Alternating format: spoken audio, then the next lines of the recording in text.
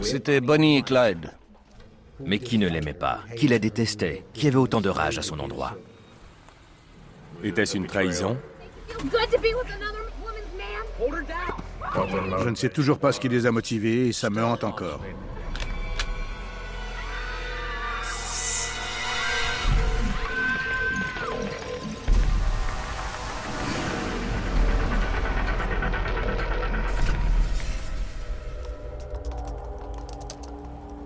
I was giving a friend a ride home late one night. I parked the car.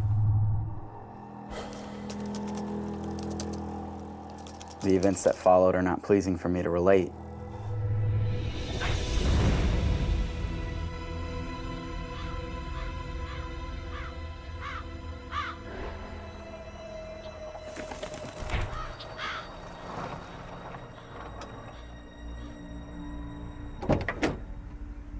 Le matin du 4 décembre 1995, un fermier de la région de Fort Worth, au Texas, aperçoit quelque chose en se rendant à sa boîte aux lettres.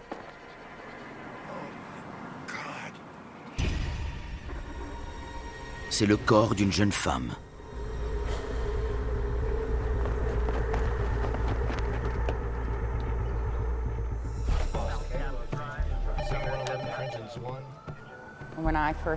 Quand je suis arrivée, la victime était sur le dos.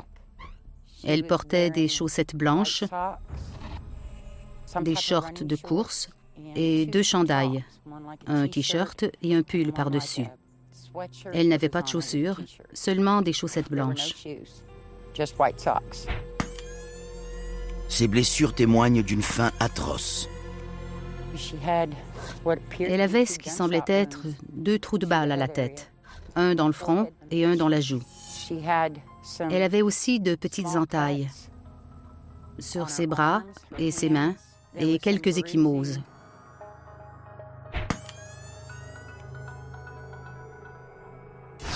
Elle s'était débattue. Elle n'avait pas été seulement victime de coups de feu. Elle n'était pas venue là pour mourir. C'était l'œuvre de quelqu'un d'autre. La scène porte à croire que la victime a tenté de s'échapper en passant par-dessus une clôture barbelée, mais que son agresseur l'a rattrapée. Il y avait plusieurs mèches de cheveux blonds sur une des pointes. Juste ici, un peu à côté d'où se trouvait le corps.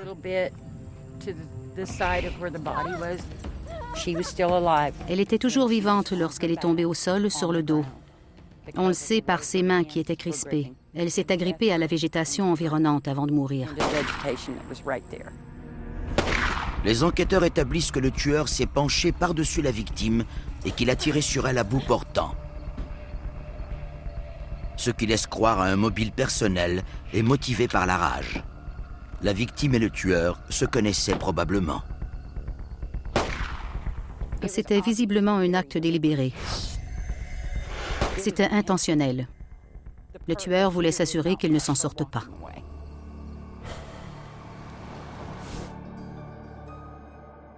L'emplacement isolé peut aussi porter à croire que le tueur habite la région et qu'il connaît les petites routes. Ça m'attriste de savoir qu'elle est morte au beau milieu de nulle part, toute seule, sans personne autour.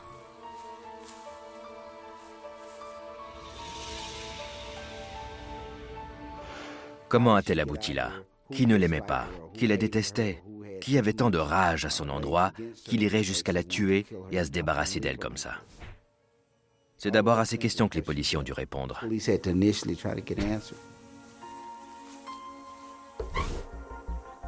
Les enquêteurs passent en revue les avis de disparition et trouvent rapidement ce qu'ils cherchent. Une jeune fille de 16 ans vient d'être portée disparue à Mansfield, une ville voisine. La description d'Adrienne Jones correspond à celle de la victime. Lorsque la mère d'Adrienne est allée la réveiller ce matin-là, elle a trouvé la chambre vide et il était évident qu'Adrienne n'avait pas dormi chez elle.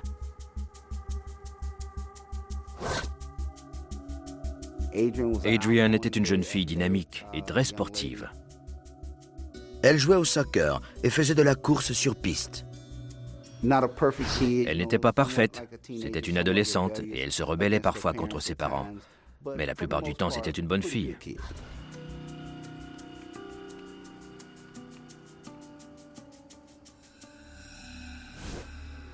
Son frère Justin aide la police à établir l'heure de sa disparition.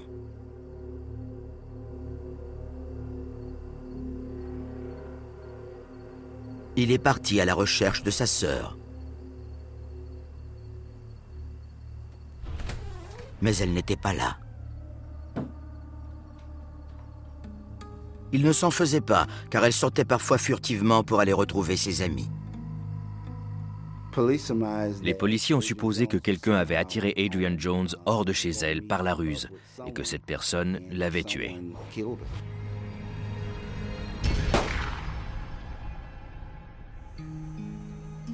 Mansfield, au Texas, est une petite ville.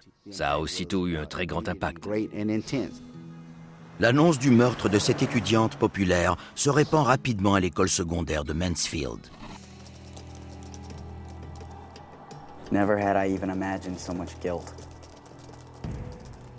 Tout le monde a été ébranlé. La peur régnait, car il y avait un meurtrier parmi nous. You were at the meet last night? Yeah, and that's the last time I saw her. Okay, so you saw her last night.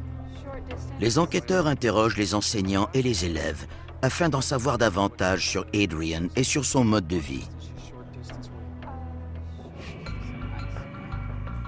Ses amis reconnaissent qu'elle avait un côté rebelle. Ils confirment aussi qu'elle sortait à l'occasion tard le soir pour passer du temps avec ses amis.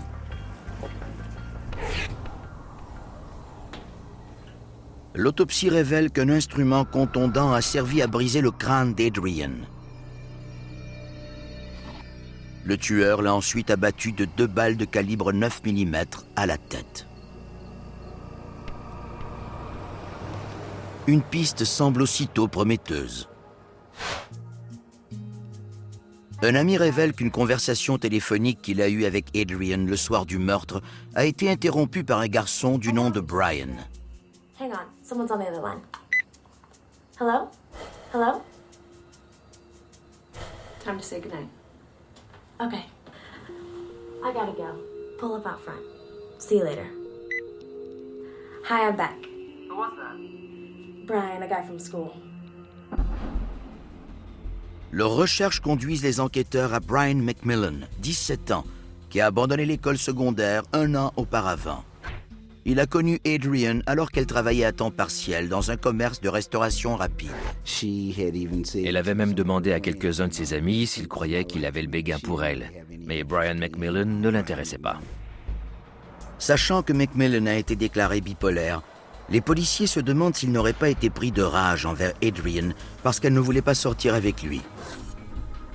On lui demande de se soumettre au détecteur de mensonges et il accepte. McMillan affirme d'abord qu'il n'a pas tué Adrienne, mais semble ensuite se trahir. Les policiers ont déclaré qu'ils savaient quelque chose au sujet de la scène du crime que seul le tueur aurait pu savoir. McMillan mentionne qu'Adrienne a reçu des coups à la tête, ce que les policiers n'ont pas révélé au public. Avant même qu'il ne se soumette au détecteur de mensonges, les policiers l'arrêtent lors d'une opération spectaculaire. Ils ont fait appel à l'équipe tactique qui a encerclé sa maison et défoncé les portes.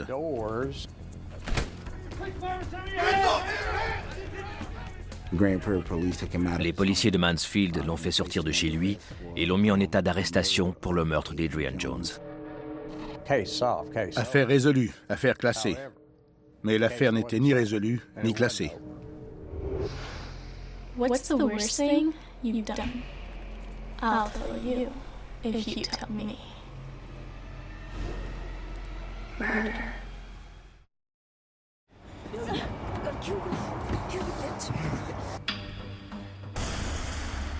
2 semaines après le meurtre sordide d'Adrienne Jones, une jeune fille de 16 ans, les policiers de Grand Prairie au Texas arrêtent un suspect. Brian McMillan, un décrocheur et ancien camarade de classe d'Adrienne, a été arrêté tôt le matin par une équipe tactique lors d'une descente saisissante. Lorsqu'il s'agit d'une affaire de cette importance, il y a beaucoup de pression pour l'élucider. Les enquêteurs fouillent la résidence où habitent Macmillan et ses parents, mais ne trouvent aucune preuve le liant au crime. Mais Macmillan connaît un détail du meurtre qui n'a pas été révélé publiquement. Comment Brian Macmillan a-t-il su qu'Adrian Jones avait subi un traumatisme contondant à la tête? Mais lorsque Macmillan continue d'affirmer son innocence, les enquêteurs commencent à se demander si l'un d'eux n'aurait pas commis une bévue. Les policiers ont peut-être suggéré à Brian Macmillan qu'il l'avait frappé, en lui donnant directement ce renseignement ou en posant des questions qui suggèrent la réponse. Pendant 3 semaines, Macmillan demande à subir le test du détecteur de mensonges. On finit par accéder à sa demande et il réussit le test. Les policiers libèrent enfin l'innocent. À la suite d'un règlement à l'amiable, Brian Macmillan reçoit une compensation de la ville pour la façon dont la police l'a arrêté et détenu. L'affaire était dans une impasse. La police de Grand Prairie n'avait plus aucun suspect. Plusieurs mois plus tard, à près de 2300 km de là, 2 cadettes de l'Académie navale d'Annapolis, au Maryland, se confient des secrets dans le noir. What's the worst thing you've done? I'll tell you if you tell me. Murder. What are you saying?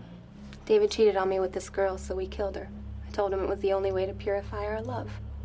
Now David will always be faithful to me because I have something on him. Diane Zamora, 18 ans, est amoureuse, mais elle apprécie aussi la compagnie d'un autre homme. Pendant notre première année à l'Académie navale, Diane et moi partions souvent en bateau dans la baie pour nous détendre et prendre un peu de soleil. En particulier les journées où il n'y avait pas beaucoup de vent et que nous pouvions nous laisser dériver. Nous parlions et nous relaxions. Nous passions beaucoup de temps ensemble. Diane avait besoin de s'accrocher à quelqu'un, d'être proche d'une personne. Diane Zamora révèle à Jay Guild son secret le plus noir. Après que son fiancé l'a trompée, elle lui a demandé de tuer sa maîtresse pour se faire pardonner.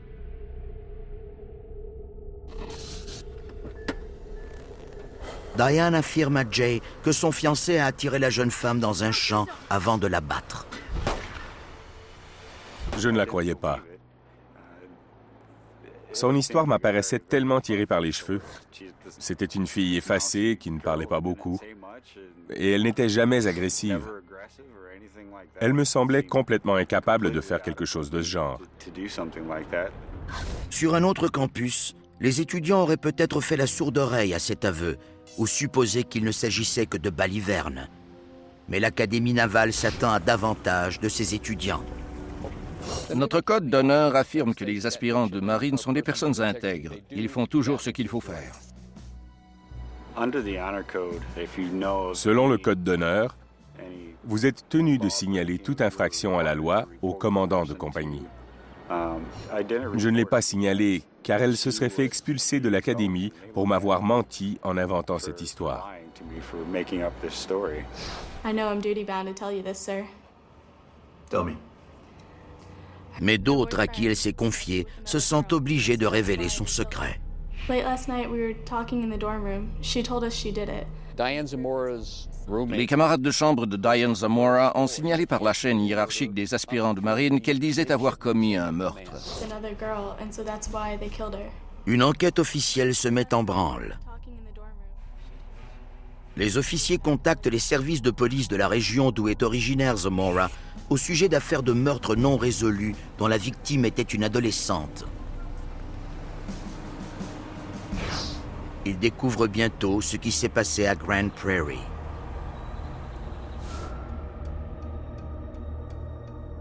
Je ne comprends toujours pas pourquoi Diane a révélé qu'elle avait été mêlée à un meurtre. Elle croyait apparemment qu'elle acquerrait du prestige auprès de ses amis en affirmant que son copain lui était si dévoué qu'il était allé jusqu'à commettre un meurtre avec elle. Mais ça me semble être une logique très tordue. Car pourquoi admirerait-on quelqu'un qui a comploté et commis un meurtre? Diane Zamora désirait peut-être seulement se faire accepter et reconnaître. Elle se disait « J'ai une super histoire à raconter et je ne serai plus une fille comme les autres. Regardez ce que j'ai fait. »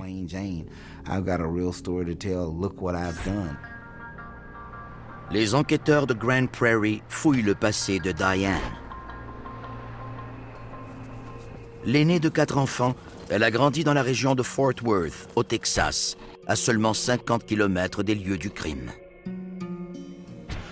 Diane Zamora est issue d'une famille hispanique très unie. Son grand-père était pasteur dans une église hispanique de Fort Worth, au Texas. Ils étaient très religieux. Elle a obtenu son diplôme à l'école secondaire Crowley quelques mois plus tôt. Diane était une bonne élève. Elle figurait au tableau d'honneur. Elle était sans doute timide et n'était pas le centre de la vie sociale, mais elle travaillait fort. Elle était taciturne et réservée, mais très intelligente, et tout le monde le savait. Diane Zamora était destinée à une brillante carrière et elle avait été acceptée à l'Académie navale d'Annapolis, au Maryland. Cette excellente étudiante de famille conservatrice qui rêve de devenir astronaute ne correspond pas au profil type d'une meurtrière.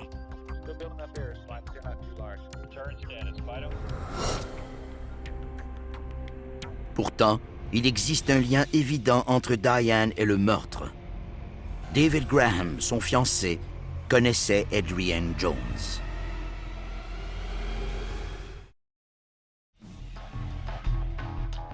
Diane Zamora a raconté à ses amis de l'Académie navale une étrange histoire. Elle et son fiancé, David Graham, auraient tué Adrienne Jones, 16 ans, parce qu'elle avait couché avec lui.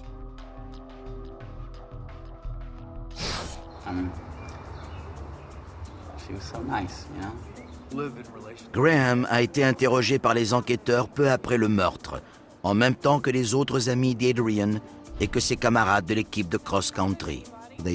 Ils avaient parlé à David Graham et il leur avait dit qu'il n'avait rien à voir avec ça, alors il avait aussitôt laissé partir. Les enquêteurs doutent maintenant de ses déclarations. Ils décident de fouiller son passé. David Graham a grandi à Mansfield. Il apprend très tôt à obéir sous peine de graves conséquences.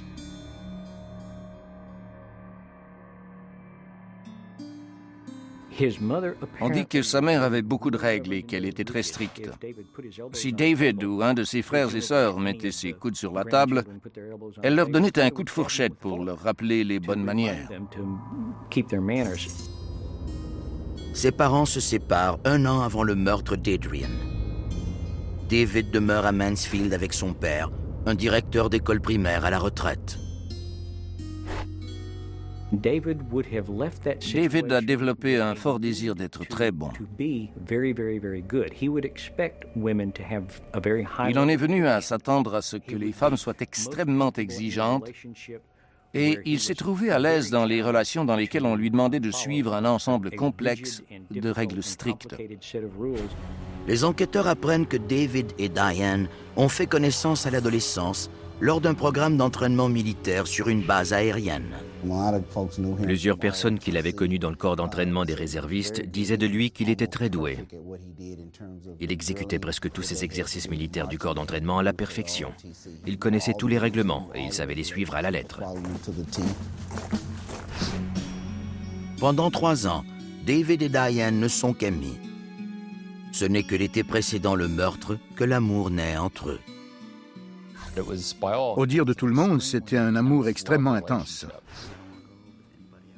Il lui témoignait beaucoup d'attention et prenait soin d'elle. Ce n'était pas un don Juan. Alors quand il a commencé à sortir avec Diane Zamora, une jolie jeune fille, c'était un peu le summum pour lui. David est le premier amour sérieux de Diane.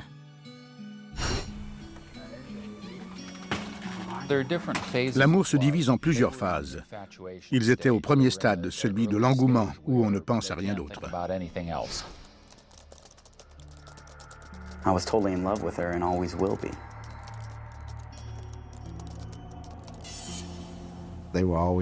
Ils étaient tout le temps ensemble. Il était obsédé par elle et elle par lui. Alors, en dernière année du secondaire, ils ont l'impression d'avoir trouvé un partenaire pour la vie. Ils se sont fiancés moins d'un mois après leur premier rendez-vous. C'est très prématuré, même pour des adolescents, et c'est peut-être le premier signe annonciateur d'une relation extrêmement dysfonctionnelle qui les mènerait à des ennuis. D'après leurs amis, les deux adolescents sont bien assortis, bien que David ait une personnalité plus dominante. David rendait souvent visite à Diane Zamora lorsqu'ils sortaient ensemble. Il emmenait quelques amis avec lui et il leur demandait de faire des exercices de parade pour amuser Diane et sa famille et pour leur montrer qu'il était un vrai homme. C'était lui qui disait « Allons là-bas, sortons ce soir, faisons ça ». Et elle le suivait, elle voulait être avec lui. David a une autre passion, la course. Il fait partie de l'équipe de cross-country, tout comme Adrian Jones. Hey, can I have a ride home? Les enquêteurs savent que l'infidélité et la jalousie pourraient être les mobiles du meurtre. Mais David et Diane n'ont pas des profils de meurtriers.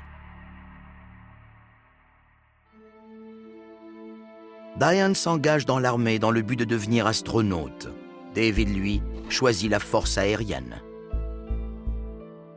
Il est entré à l'Académie de la force aérienne au Colorado.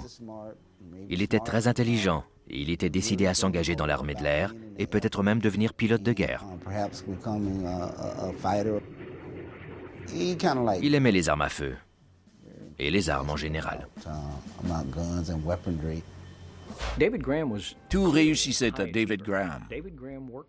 Il travaillait fort, il était très discipliné et le système militaire récompense la discipline personnelle.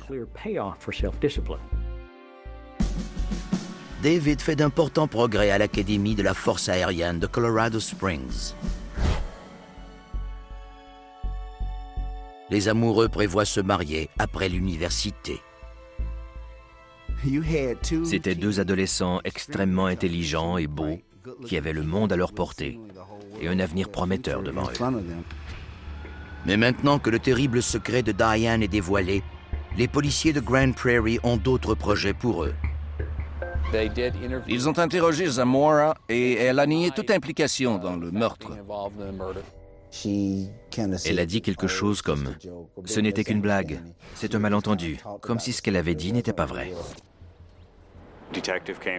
Les enquêteurs sont entrés et ils m'ont dit qu'ils venaient du Texas. Et j'ai aussitôt compris que ça s'était réellement passé.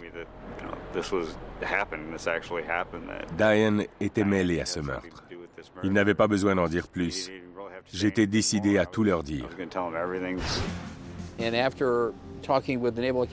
Après leur conversation avec les dirigeants de l'Académie navale, ils ont décidé qu'il valait mieux qu'elle retourne au Texas pour quelque temps. Mais les policiers croyaient fermement qu'elle ne retournerait pas chez elle. Ils croyaient qu'elle irait plutôt retrouver son copain à l'Académie de la force aérienne de Colorado Springs. Et c'est exactement ce qu'elle a fait.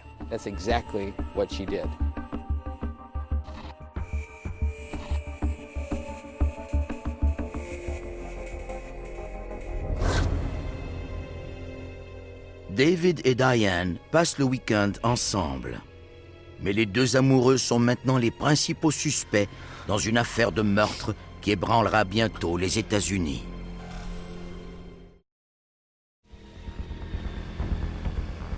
En septembre 1996, les policiers de Grand Prairie au Texas croient savoir qui a tué Adrian Jones, une jeune fille de 16 ans.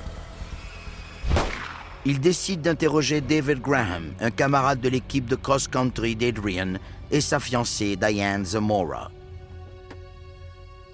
Les deux suspects ont tout juste terminé l'école secondaire et sont maintenant inscrits à des universités prestigieuses. David à l'Académie de la force aérienne de Colorado Springs et Diane à l'Académie navale d'Annapolis au Maryland. Les deux adolescents qui semblaient jusque-là destinés à un brillant avenir sont maintenant les suspects principaux dans une affaire de meurtre brutal. Mais les enquêteurs peinent à comprendre pourquoi les jeunes amoureux commettraient un meurtre.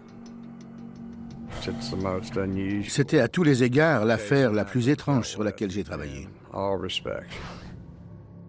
C'était un jeune Américain, tout ce qu'il y a de plus respectable. Il était impensable qu'il ait fait quelque chose comme ça.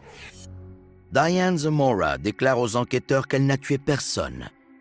Elle répète ce qu'elle a dit aux enquêteurs de la marine, que ce n'était qu'une histoire qu'elle avait inventée pour impressionner ses amis.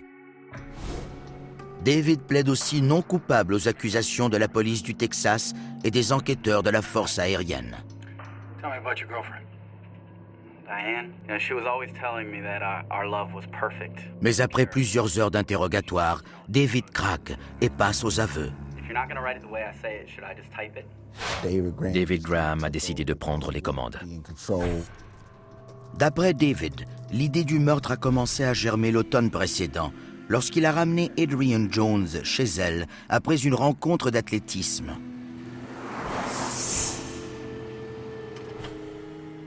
Bien qu'il était fiancé à Diane, David l'a trompée avec Adrienne. Ce n'était qu'une histoire d'un soir, mais David était rongé par un sentiment de culpabilité. The month that followed was one of guilt and shame. I was always being told by Diane that our relationship was perfect and pure. The love we shared would never be broken. No one would never come between us. No one, that is, except that one girl that had stolen from us our purity. David décide finalement de vider son sac. There's something I want to tell you. You're not the only girl I've been with. Il a tout dit à Diane Zamora, parce qu'il voulait être honnête avec elle. Il voulait passer le restant de ses jours avec elle. I had sex with someone else. I'm sorry. You promised to love me forever! En réalité, Diane Zamora a décompensé. Elle est devenue presque psychotique. Kill her! The only way to purify our love is to kill her! Elle avait perdu le contrôle. No one could stand between me and Diane. I thought long and hard about how to carry out the crime. I was stupid, but I was in love. Diane était en terrain connu. Son père avait eu de nombreuses aventures et lorsqu'elles éclataient au grand jour, il avait une façon bien particulière d'apaiser sa culpabilité. La famille au complet montait dans la voiture et se rendait chez la femme. Une fois arrivé, son père déclarait son amour éternel à son épouse et rejetait l'autre femme devant sa famille afin que tout le monde sache que leur relation était intacte. Elle a donc appris que les relations étaient très fragiles et que des excuses et une déclaration d'amour théâtrale pouvaient les stabiliser.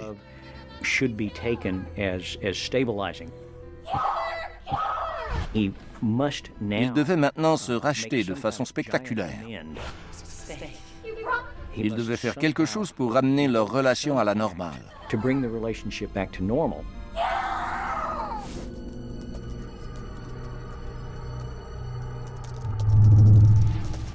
I got all the chapters read. Hang on, someone's on the other line.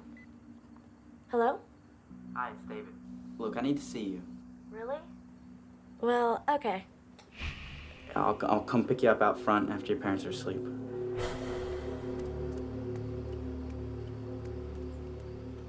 Adrienne voit David, mais ignore que Diane se cache dans le coffre de la voiture. Il parcourt 10 kilomètres. The plan was to drive her out near Joe Pool Lake. The plan was to break her young neck and sink her to the bottom of the lake with the weights. I just want to talk to you, okay? You're lying! Lie to her! Diane, hold her down! Answer her. Mais Adrienne parvient à s'échapper. She ran into a nearby field and collapsed. We realized that it was either her or us. I knew I couldn't leave the key witness to our crime alive. I just pointed and shot.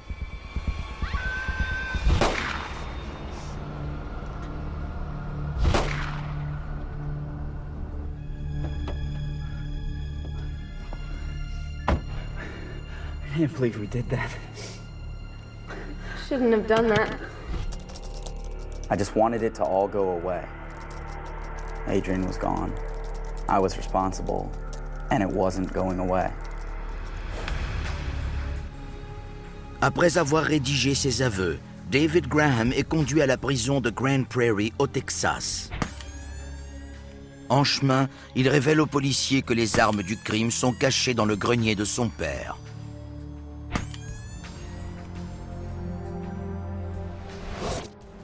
Les policiers de Grand Prairie amènent ensuite Diane Zamora au poste. Lorsqu'elle apprend que David a tout avoué, elle admet à son tour son rôle dans le meurtre d'Adrian Jones. Ils sont tous deux accusés de meurtre. Tout le monde au Texas a été choqué d'apprendre que 2 cadets de l'armée, la crème de la crème des étudiants, avaient non seulement été mêlés à un meurtre, mais qu'ils l'avaient comploté et exécuté. Maintenant qu'ils ont les armes du crime, des témoins et 2 aveux signés, les enquêteurs considèrent cette affaire comme résolue. Diane Zamora a avoué avoir fracturé le crâne d'Adrian à l'aide d'un haltère. David Graham, son fiancé, a admis avoir tiré 2 balles au visage de la jeune fille de 16 ans. Les statistiques montrent qu'il est très rare pour une femme de tuer celle qu'elle perçoive comme leur rivale. C'est beaucoup plus fréquent chez les hommes. Les 2 adolescents qui refusaient d'être séparés une seule journée lorsqu'ils sortaient ensemble continuent à s'aimer passionnément derrière les barreaux. Il lui a envoyé un dessin qu'il a fait. C'est un autoportrait sur lequel on le voit serrant Diane dans ses bras et on peut lire sur le ventre de Diane, propriété de David. Pendant la préparation au procès, les procureurs et les avocats de la défense comprennent que l'éternel amour entre Diane et David sera durement mis à l'épreuve.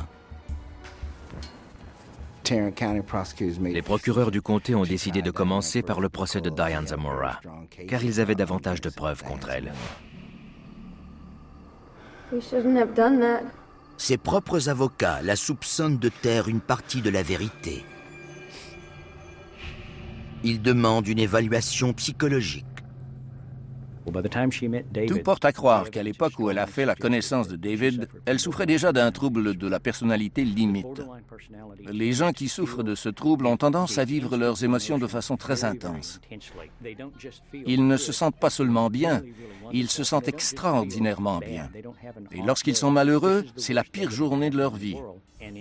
Ils vivent leurs émotions de façon très intense et ont l'impression que leur monde s'est écroulé et ils ne peuvent maîtriser leurs émotions.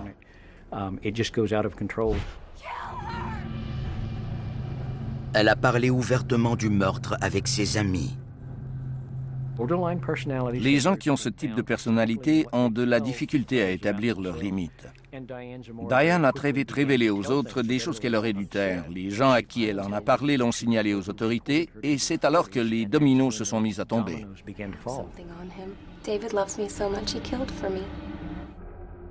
L'évaluation de David Graham indique aussi qu'il souffre de troubles psychologiques. David présentait plusieurs symptômes de personnalité narcissique. Tous 2 recherchaient désespérément l'approbation. Ensemble, ils formaient un cocktail explosif. Les personnalités limites et les personnalités narcissiques sont bien assorties, car la personnalité limite se plaît à croire que l'objet de son amour est parfait et le narcissique joue le jeu. Il est prêt à tout pour prouver qu'il peut courir plus vite, chanter mieux et sauter plus haut que n'importe qui. Il veut être le meilleur des princes charmants. Et dès l'ouverture du procès, on découvre que Diane n'avait pas encore révélé tous ses secrets.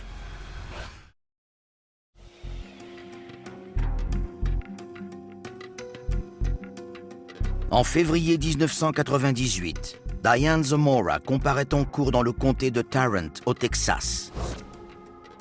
Elle est accusée d'avoir tué Adrian Jones, une jeune fille de 16 ans, avec la complicité de son fiancé David Graham, à cause d'une simple aventure d'un soir. Ils ont lu l'aveu de David à Diane, et elle a répondu exactement la même chose. Monsieur Graham a agi seul. D'anciens amis témoignent contre elle, y compris son ancienne camarade de chambre à l'Académie navale. She said that everyone knew that the girl was a tramp and a slut, and that she deserved to die. Jay Guild, un de ses bons amis à l'académie qui avait gardé le terrible secret de Diane, explique l'origine de sa jalousie. Diane said Adrian deserved to die because she had taken something of hers that she knew belonged to someone else. J'ai eu l'impression de l'avoir trahi pendant peut-être 2 secondes. Mais je me suis rappelé que ça s'était réellement passé et qu'elle n'aurait que ce qu'elle méritait. Elle avait joué avec le feu.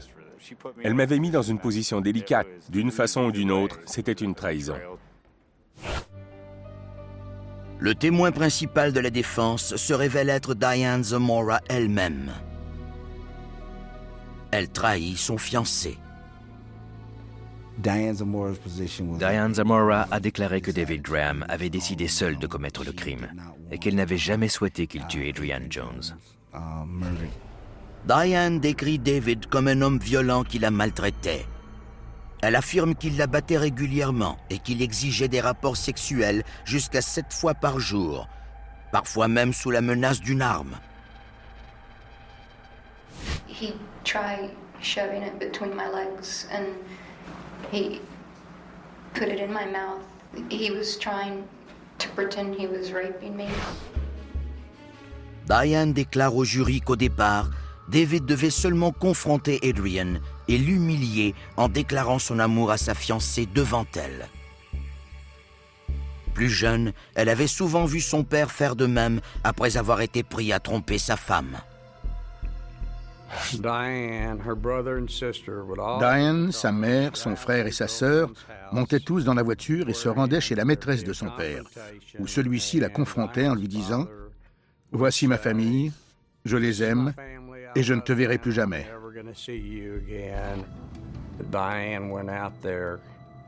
Diane est allée confronter Adrian Jones, pas la tuer. Diane n'avait aucune raison de la tuer, mais elle avait une raison de vouloir empêcher tout autre comportement sexuel. Mais son témoignage n'est pas convaincant. À un moment donné, on l'a questionnée au sujet de l'arme du crime, un pistolet, et elle a prétendu n'avoir jamais vu un pistolet et ne pas savoir comment le tenir ou même le prendre. Pour quelqu'un qui avait étudié à l'Académie navale et qui voulait s'engager dans les forces armées américaines, ça avait l'air plutôt forcé et la comédie n'a pas du tout fonctionné. Après 2 semaines de procès et 6 heures de délibération, le jury rend son verdict. We, the jury, find the defendant Diane Michelle Zamora guilty of the offense of capital murder as alleged in the indictment. Au Texas, les meurtriers sont souvent condamnés à la peine de mort. Mais contre toute attente, c'est la mère de la victime qui plaide pour sa vie. But to see 2 other children die is pointless. La mère d'Adrian Jones a demandé à ce que les procureurs ne réclament pas la peine de mort. Elle estimait qu'assez de parents avaient souffert et elle ne voulait pas en faire souffrir davantage. Le juge laisse la vie sauve à Diane. Elle a été condamnée à la prison à vie. Et, selon la loi du Texas, elle ne sera admissible à la libération conditionnelle qu'après 40 ans de prison. Elle aura alors 59 ans. Le procès se termine en même temps que leur histoire d'amour. Ça a mis fin aux lettres et à toute communication. Le procès de David Graham s'ouvre 6 mois après la condamnation de Diane Zamora. Mais il y a du nouveau dans l'affaire. Incroyablement, le procureur a réussi à trouver un témoin. Une jeune fille qui avait étudié à l'école secondaire de Mansfield et qui était maintenant à l'université, mais qui faisait à l'époque partie de l'équipe de cross-country. Cette jeune fille a témoigné que le soir où David Graham avait prétendument eu des relations sexuelles avec Adrian Jones, c'était elle, et non lui, qui avait ramené Adrian Jones chez elle. Elle ne se rappelait même pas avoir vu David Graham avec Adrian ce soir-là. Et Adrian était rentré chez elle. Il n'y avait donc pas eu de relation sexuelle entre David Graham et Adrian Jones. Cette révélation renverse les jurés, les membres de la presse et même Diane Zamora dans sa cellule. Ce n'était même pas vrai. Ce n'est peut-être même pas arrivé. C'était non seulement un meurtre irrationnel et horrible, mais c'était aussi un meurtre complètement gratuit, car le mobile sur lequel il était fondé n'était même pas vrai. Les enquêteurs ont peine à comprendre pourquoi il aurait inventé une telle histoire. Les personnalités narcissiques sont attirées par les émotions extrêmes. C'était une façon de satisfaire sa mégalomanie et un moyen de mettre leur relation à l'épreuve. Qu'arriverait-il si je disais à Diane que j'ai couché avec quelqu'un d'autre? Que ferait-elle? Comment réagirait-elle? Avouer avoir eu une aventure réelle ou non provoquerait une crise qui lui permettrait encore une fois de l'apaiser et de la calmer.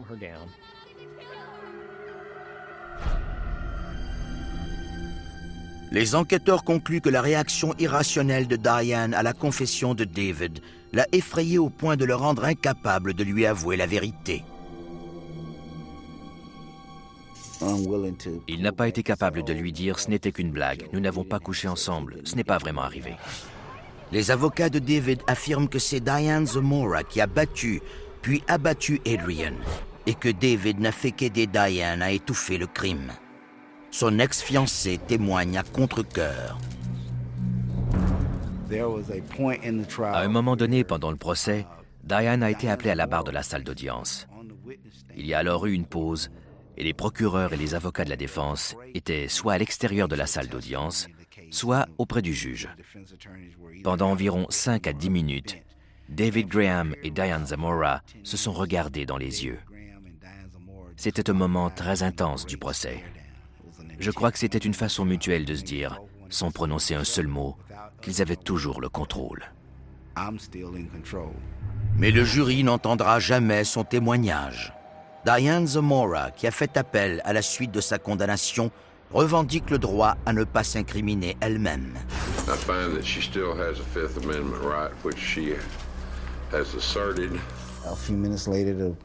Quand les avocats sont revenus, le juge a dit « Mademoiselle Zamora, vous pouvez partir » et on l'a raccompagnée à sa cellule.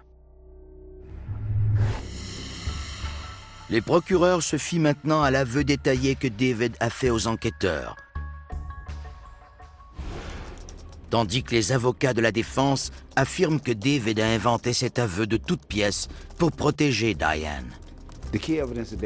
La meilleure preuve de sa culpabilité était son propre aveu, ses propres paroles. Il s'était lui-même incriminé.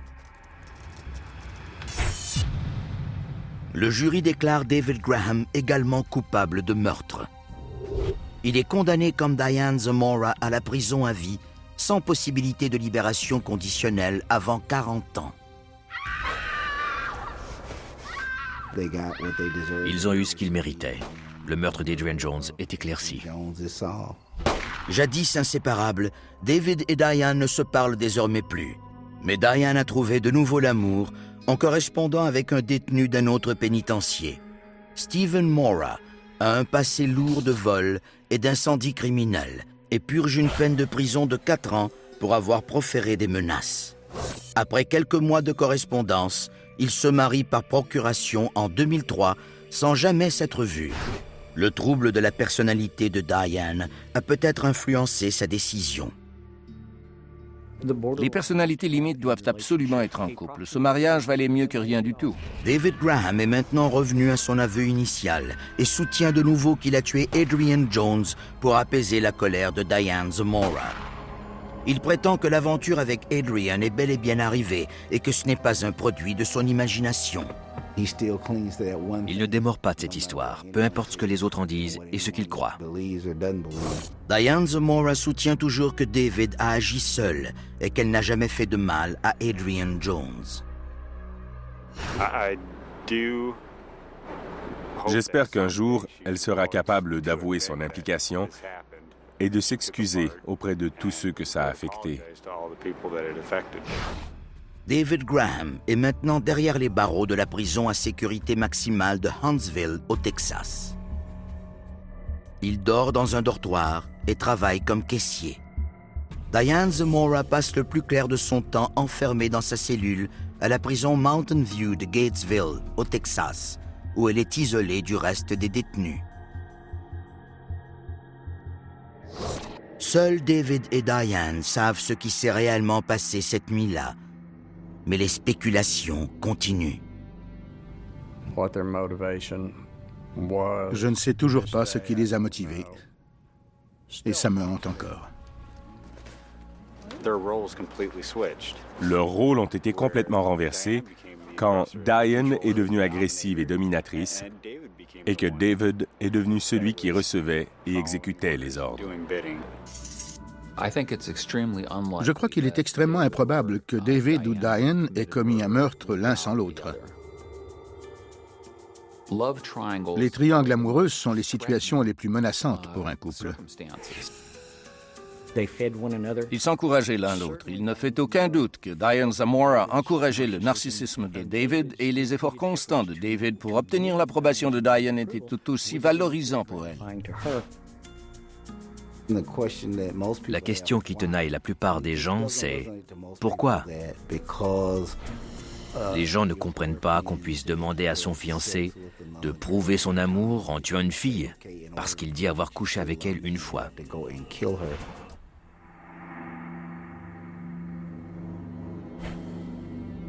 L'Académie navale oblige Jay Giles à abandonner l'école pour ne pas avoir dénoncé Diane Zamora. Il insiste qu'il ne croyait tout simplement pas à son histoire. Si je l'avais cru, je l'aurais dénoncé dès le lendemain. What happened was over. Adrian was gone. I was responsible, and it wasn't going away.